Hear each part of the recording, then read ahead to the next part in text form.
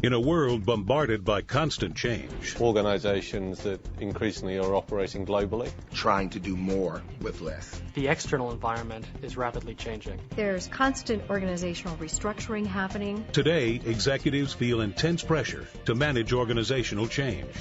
What's at stake if they fail to involve the right people in the right way?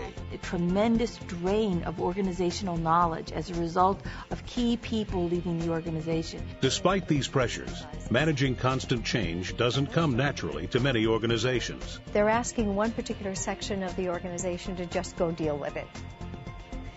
This change is going on. You know what to do. You're the experts in change. Just go fix it.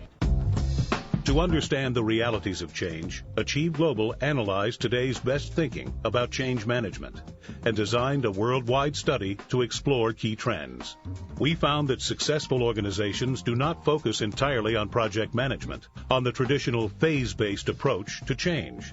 If we look at a phase-based approach, people would get confused. I'm in phase 1 in this part of the change, phase 2 here, phase 3 there. We're creating schizophrenic reactions to change. Instead, we found successful organizations tend to apply certain key practices, which promote change capability at every level. Practice-based approach to change allows us to say that whatever moment or dynamic you're facing with this change process, here is a skill and approach to helping you work most effectively through it. Having identified 10 key practices, we arranged them in 3 groups, or hallmarks, of change capability, found all over the world in successful organizations. They are able to activate capability, communicate for results, monitor mechanics and mood, be effective, and change capable.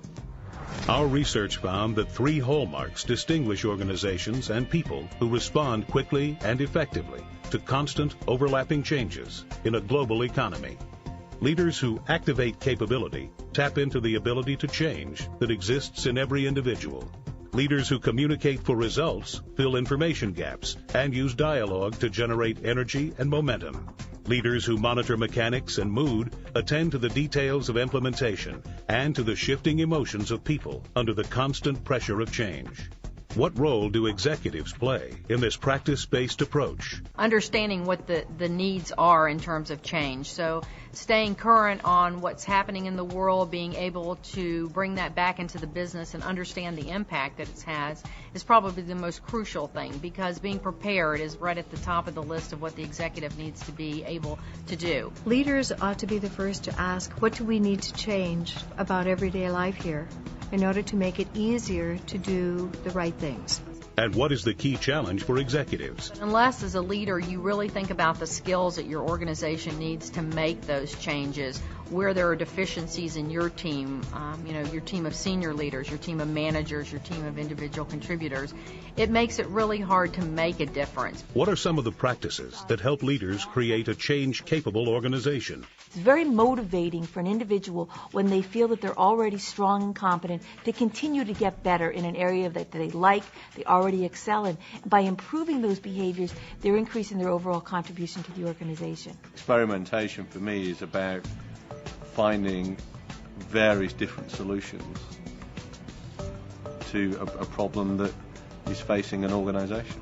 Establishing and understanding what the mood is of an organization is probably one of the most critical aspects of a change. Executives don't have the luxury of saying, just because I said so anymore. We need to continue engaging employees, and we begin to create the environment where people can engage and question activities by creating a candid environment. Once the vision and the understanding of what is transpiring, what is happening, and which way or direction the organization is going, I believe at that point then we have to do checkpoints. And checkpoints means communicating at every level. When the people in an organization understand the truth about why we're doing this and what are the consequences if we don't do things a bit differently, almost always they'll ask the question, so what can I do to help?